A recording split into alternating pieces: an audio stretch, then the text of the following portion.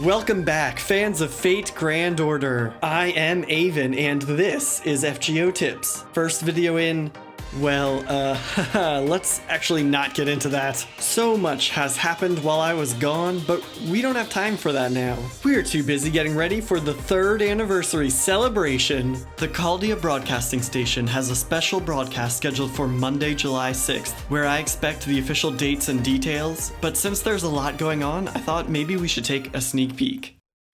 To kick off the celebration, half AP cost on all of the main quests in Epic of Remnant. This includes Shinjuku, Agartha, Shimosa, and Salem. If you haven't finished these yet, it's a great time to catch up, and as an added incentive, there will be new missions, 4 of them, released that award 10 Saint Courts for each one of those that you clear. You don't have to rush too much on the missions because they're not gonna expire, but the half AP cost is for a limited time only. And good news for anyone that already completed Epic of Remnant, you will be able to claim your 40 Saint Courts immediately. Next up, more AP savings in the form of half-off daily quests. This includes Ember Gathering, Training Grounds, and Treasure Vault. If you need more experience cards, ascension materials, or QP to level up any of your old servants, this is not a bad time to stock up. You can even collect materials for servants you plan on grabbing during the celebration, but there are other quests available during the anniversary as well, and some of them are for a limited time only, so consider checking those out before you come back here to farm. When you are ready to level up though, you'll also benefit from triple the chances of receiving a super success or a great success. This works for enhancing servants or craft essences. I usually do my best to stack up on experience cards prior to these events and then do all my leveling at times like this. I know it can be tempting to level up your servants as soon as possible, but if you save up for these types of events, you can really save yourself some QP and extra farming in the long run. Speaking of QP, there's a tiny boost coming on day 1 in the form of 10 million QP just for logging in. And as long as you keep logging in for every day of the celebration, you'll also receive a new prize each day. 100,000 friend points, 10 golden blaze cards, 10 hero crystal sun cards, 10 star cards, 100 mana prisms, 1 corona card, 1 meteor card, and finally 10 summon tickets. There's also going to be an update to the long-term login bonus reward system. The way it works right now, we receive 20 Saint Courts after 100 days of sign-ins, and another 20 Saint Courts for every 50 days after that. The 3rd anniversary celebration will bump this reward from 20 Courts up to 30, and apparently when the JP servers received this change, Masters were granted a retroactive award of 10 Courts for the first 100 days and every 50 days after, based on their existing number of days logged in during the first 3 years of the game. That can add up to more than 200 Courts if you've been active, so hopefully we'll get the same treatment. Next up is a much needed quality of life improvement. If you've ever had to quit in the middle of summoning to clear out your inventory, you know what I'm talking about. The most we can hold right now is 350 servants and 350 CEs, but that is going to be increased by 100 each to 450. Even the second archive will get some help, because you'll be able to purchase an additional 20 upgrades for servants and 20 for CEs. Each upgrade adds 5 more slots, so if you purchase them all, you'll be adding 100 to each, boosting their maximum capacity to 400. In addition to carrying more servants, you might have a chance to strengthen your existing roster because we also have a brand new set of strengthening quests. Each day for a full week, 2 different servants will get a new strengthening quest for a total of 14 new chances to power up some of your favorite servants. As usual, you'll need these servants to be at their final ascension level in order to be eligible for their respective quests.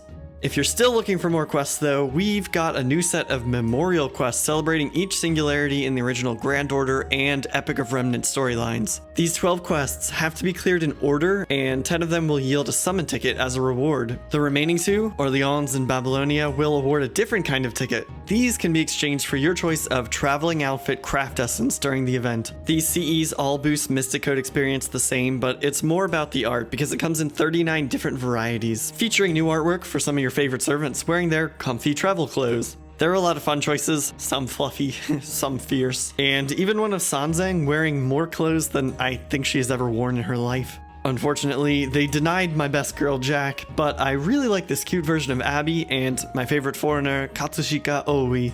If you're looking for a different kind of challenge, we'll also get to try our hands at the highest damage record trial quests. The goal here is to measure how much damage you can do in a single turn. Not the first turn, just in any one turn. This pair of quests will feature 2 rounds each. The first round is your chance to get powered up and prepared, because these enemies have special damage resistance against all damage types. By the time you get to the second round, you should be able to unleash everything you've got. In the first quest, you'll face Siegfried, Tesla, and Lancer Artoria Alter. And in the second quest, it's Alexander, MHX, and Caster Gill. You might pick a single target, like Lancer Artoria, and unleash a Brave Chain from your most powerful saber. Or better yet, bring in Archer, Lancer, and Saber so you can hit them with 3 back-to-back Noble Phantasms. Try to think about the traits of your targets. Since Siegfried and Tesla are both male, try servants like Orion and Summer Tamamo for extra bonus damage. And don't be afraid to bring lower rarity servants that are at a much higher NP level. My NP5 Kentucky Rider's Noble Phantasm will outdamage all of the NP1 5-star riders I have. You'll also want to consider the order you attack in, because overcharge effects vary. Overcharging Sanzang's NP, for example, will reduce the enemy's crit damage by more, but it won't help you deal more damage.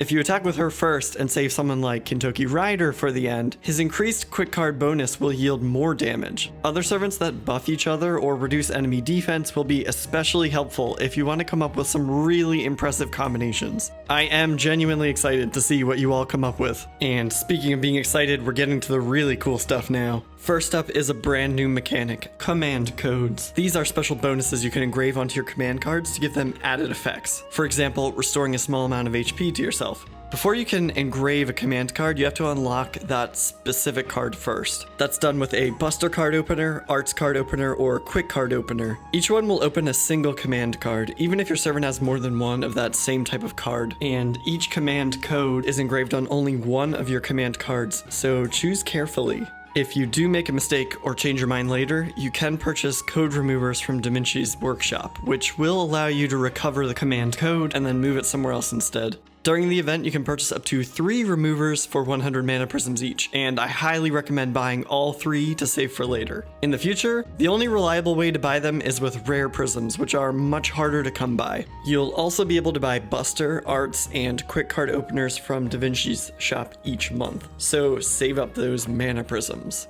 Next up, a bit of great news for anyone interested in the guaranteed SSR summoning campaigns. A multi-roll with at least 1 5-star servant is amazing, but you have to use paid Saint Quartz to do it, which means dropping at least a little bit of real-world money on the game. In the past, it was always 30 quartz for this, which costs about $30 in the US right now, but they're dropping this to 15 paid quartz instead. To go along with this, we have a guaranteed SSR chance with this event, where you get to roll on either the Saber, Archer, Lancer, Rider, Caster, Assassin, Berserker, or extra class banner. There's no way to know exactly which 5-star you'll get, but you should look at who is available on each banner and try to play the odds in your favor. For example, I still need Jeanne, but there are 10 possible servants on the extra banner, so my odds of pulling her are quite low. If you roll on the Lancer, Assassin, or Berserker banners, there are only 7 options, which means slightly better odds. Your best bet, though, is to pick the category with lots of good options, so you'll be happy with almost any of them. I should go with a Berserker because I only have 1 out of the 7 options so far. The other 6 would all be new for me, but I still haven't pulled Musashi and there are no banners for her left. Not to mention, the event still has one other banner to talk about, one that people have been talking about ever since she made her debut in the JP server 2 years ago. Skadi. By the way, can I say, fun idea to slap together a Celtic name with a Norse name, throw it into a Japanese game, and then translate it for an English market. The Norse name is pronounced Skad-i, and the closest Japanese approximation was Sukadi, and then most English speakers shorten that to Ska-di, so Sukadi, Skadi, or Skadi, take your pick. She's pretty awesome by any name.